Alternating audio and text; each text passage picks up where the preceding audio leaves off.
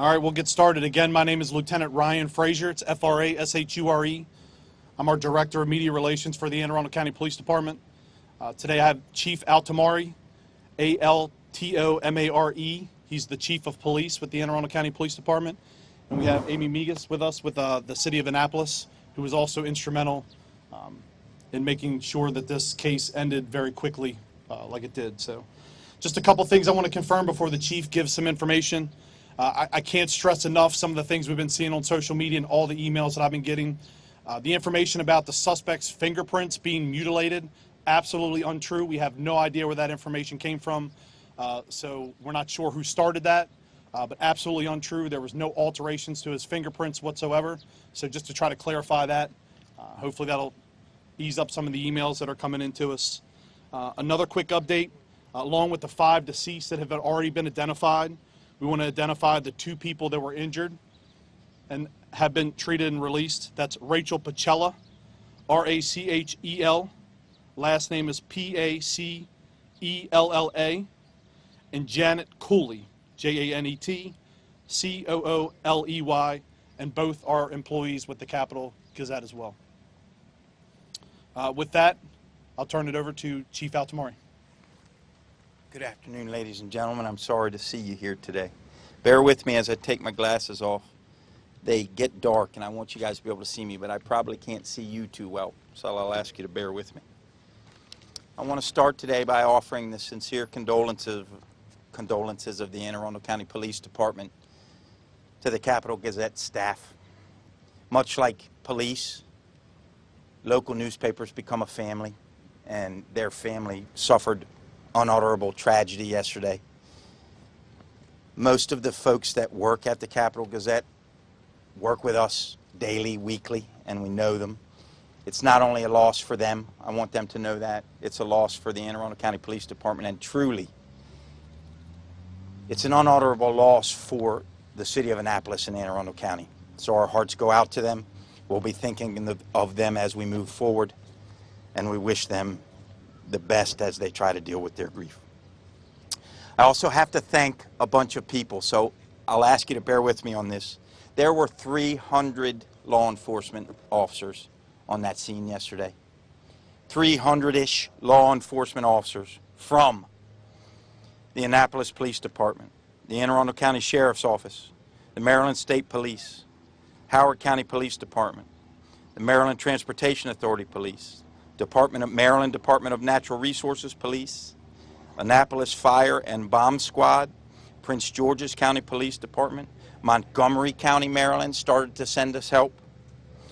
BWI, Baltimore Washington International Airport's Fire and Rescue Services came. The NSA Police came. The FBI was, as always, a very present help in times of trouble. The Bureau of Alcohol, Tobacco, and Firearms gave us a large amount of help. NSA came to help. The United States Secret Service came to help. And the postal inspectors came to help. Whether they were helping us direct traffic, whether they were bringing water to cops who were dehydrated, or whether they helped us go in that building and save people's lives. Every cop from all those agencies was a part of how we saved people's lives yesterday. I thank them from the bottom of my heart for the Anne Arundel County Police Department. I'd also like to thank our community. One of the beautiful things about wearing a badge and a patch in Anne Arundel County is we know how our community feels about us. We've heard you the last 24 hours. As always, we thank you for that support and love, and we thank you for the support and love that's going out to the Capital Gazette. The business community is absolutely at front and center of that larger community. We have had so many showings of love from our business community in the area in the last 24 hours. I am, as always, humbled and touched by their support. I can confirm for you at this time that we identified the suspect with help through other investigative techniques by using facial recognition technology from the Maryland Image Repository System. I'd like to thank Governor Hogan for allowing us that help. I'd like to thank the Maryland Combined Analysis Center, its commanders, and I'd like to thank the state police for being so present in helping us identify the suspect. We were able to use that and a couple other techniques to make sure we knew who the bad guy was. I will not say his name today. I refuse to do it. I wish you wouldn't do it, but I know better. He doesn't deserve us to talk about him one more second. Thank you to the Maryland Combined Analysis Center. There are no other suspects we're looking for right now. We have no reason to believe anybody else but the suspect was involved in this atrocity. We did recover the suspect's car after a pretty lengthy search nearby. We have conducted a search warrant on that. I can't give you much more on that right now because we're still putting puzzle pieces together. We did also do overnight a search warrant in the 400 block of Armstrong Court. Maryland State Police helped us serve that warrant last night. I'd like to thank them again. We did find evidence at the residence. I can't go into a whole bunch of details about it, but I will tell you that it's evidence showing the origination of planning, things like that in his apartment, and it shows what we knew we would find, which is that we have one bad guy and that for his own reasons he chose to do what he did yesterday. We've confirmed, I think already, that it was a shotgun used in the incident. I will also confirm it was a pump-action shotgun. It was legally purchased a year or so ago. And I'm going to close and allow questions with this. This was a targeted attack. We can't fathom why that person chose to do this. We don't think we have any more clear and present dangers to the citizens of Anne Arundel County. That person has had a history with the Anne Arundel County Police Department. In May of 2013, we did have a situation where online threatening comments were made. We had a detective assigned to investigate it. The detective spoke with legal counsel for the Capital Gazette, several members of the Capital Gazette staff. Mr. Marquardt, who's had some comments in the news media, was scheduled to be on that conference call. He did not call in. On that conference call, it was discussed that the Capital Gazette did not wish to pursue criminal charges. There was a fear that doing so would exacerbate an already flammable situation. Lieutenant Frashure will, after appropriate redaction, be sending you the police report on that incident. We'll be able to do that in the next couple hours. Bear with us as we do that. We're trying to do it right. We're only going to get one shot at doing this right. And with that, I'll take a couple questions. Regardless of how the Gazette felt about not pressing charges, and what might have changed between May of 2013 and now to spark this? So I think that they are trying to put all those puzzle pieces together. All of you are good investigative reporters. You've all looked at the social media platforms. There's clearly a history there. I will tell you that we were not aware of that history until last night. Should we have been in a perfect world? Sure, we should have been. We were not. We get at least a threat call a day, so it's tough to keep up with them. I'll say this again. We lost a great tool with Geophedia a couple years ago. It was the national conscience that decided that we weren't going to be able to use it. It made our job a lot easier as it relates to following things, phrases, areas on social media. Chief, regardless of how the newspaper felt and the attorney felt about pressing charges, does this department feel that this man should have been charged and held accountable for the threats that were being made, and do you feel that those threats were reasonable threats? Given the situation at the time, I think the investigator made the call. The investigator involved is retired. I have not had a chance to talk to him yet. We make calls every day. I think he made a call based on what he was presented. We make that call every day. Every day we talk to somebody who decides they don't want to press charges. In Maryland, if it's a felony, we push. If it's a misdemeanor, a lot of misdemeanors go the way of not charging. So I have to say, ma'am, I don't feel that the department was negligent in any way. Chief, you tell us about, he obviously didn't give his name. Can you tell us more about his demeanor when you started the I'll beg your indulgence to say this. We are not or have not been getting cooperation from the suspect. The suspect was scheduled to go to bail review an hour or so ago. I'm not terribly sure what happened there. So for now, that window has closed for us, and we're going to have to try to do things a different way. Chief, you said you mentioned there's evidence of planning by the suspect? Yes, sir. Yes, sir. Chief, you mentioned evidence of planning. How specific was that? Can you tell what he was going to do and who he was after? We still have to do a forensic reconstruction on digital stuff. We have not had a chance to do that. We did not find a written manifesto or anything. That's the spirit of your question, I think. We did not find that. We're hearing that the suspect was hiding under a desk at the time when Bruce came into the newsroom. Was he pretending to be a reporter or a staffer? So this is how I'll answer that question. When the officers went in, they were going in there to neutralize a threat. I think that became very clear very quickly. And I think fight or flight kicks in certain ways, and I don't know why, but flight won for the suspect yesterday. He ran away? No, sir, he didn't run away, but he hit.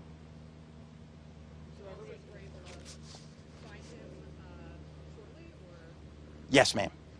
What's the total time frame here from the moment you guys got the call to the moment you had the suspect? How long did this whole incident take place? Within 2 minutes, they were pushing in on the suspect and starting to get him cornered and not let him hurt anybody else.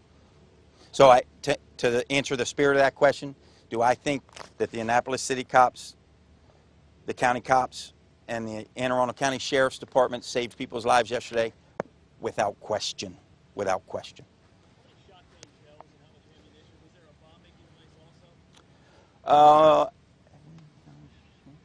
Yes.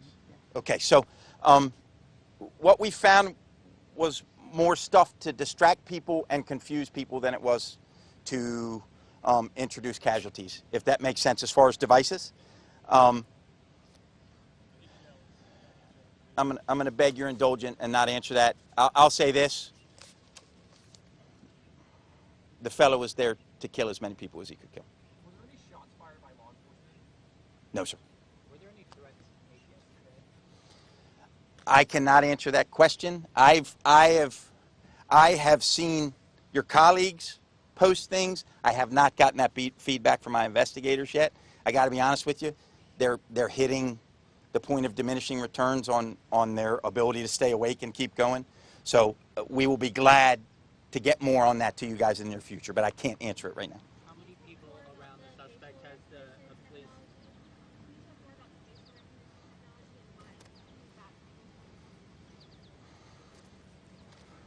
Okay, sure. So Maryland has a system that's come under some fire from civil libertarians called the, bear with me, Maryland Image Repository System. MCAC, the Maryland Combined Analysis Center, ran the picture that we sent them through that system, and that was able to identify the subject. We would have been much longer in identifying him and being able to push forward in the investigation. Without that system, it was a huge win for us last night and thus for the citizens of Anne Arundel County. Chief, can you explain why that was necessary if his fingerprints weren't altered? Get right with you, man. Yeah, to follow up on that last question. Repository, is that license, driver's license? I believe, bear with me on this, because I'm not a pro, but I believe it's driver's license and mugshots. So can you explain then, Chief, why that facial recognition was necessary if his fingerprints were intact, if all of this was intact, why that was the way that you had to go? We had lag getting answers on fingerprints is all I can tell you. I think that's probably why the unnamed senior law enforcement source who wishes to remain anonymous said that, because they read lag as some sort of attempt on his part. So we had lag, and it happens. I don't know why it happens. Last night, I don't know why it took us a little longer through the computer system. Computer systems do that. But we didn't have the luxury of waiting, so we immediately turned to the help that we used. Meaning that when you were taking his fingerprints, he was moving them around, or what was the problem with I can't answer that, ma'am. I really can't. I'm not Dissembling, I have no idea. How fast was the shotgun? Was that 12 gauge or 20 gauge? You know? It was 12 gauge. Can you explain to us what the threats were, what these were all on Twitter, I take it? What is the continuum of threats that the Anne Arundel County Police are aware of from the suspect? So it's my understanding that we had the initial incidents with social media platforms, and if it's Twitter, I'll take your word for it. If it's Instagram, I would accept that too. We had the instances in 13, and then it went dark, and then my understanding is that very shortly before the incident, there were some further posts. I could be wrong on that, and to be honest with you, ladies and gentlemen, I haven't dug that much into that. If he had said anything at all, If he had been charged with stalking and he had made these threats, why was he able to legally purchase a firearm? So in Maryland, when you become prohibited, there are certain crimes.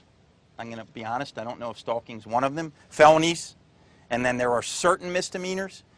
I'm not terribly sure. He has, I believe he has a harassment conviction, yes? I can't confirm. So I know he was charged with harassment once. That's the best answer I can give you, sir. That wouldn't necessarily prohibit him from buying a weapon unless that was a felony, is that what you're saying? So felonies are automatic. There are some specific misdemeanors, and I got to be honest with you, I'm not sure if stalking is one of them. I know like domestic assault is.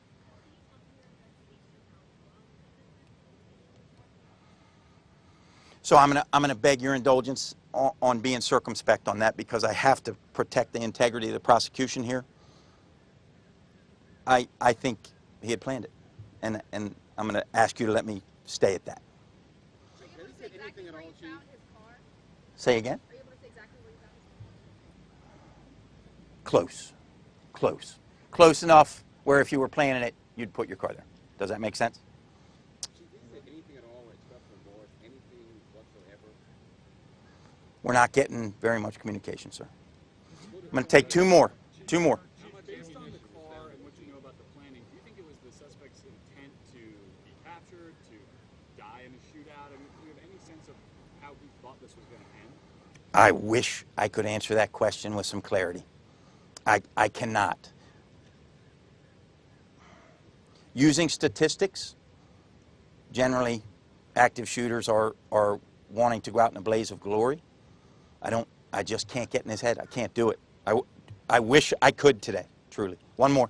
Ma'am. Are you able to talk about the injuries that the other two victims sustained? I would characterize them as minor, and everybody's doing okay, if that makes sense. We heard last night there was somebody in shock trauma. Sorry about that. That's the last one.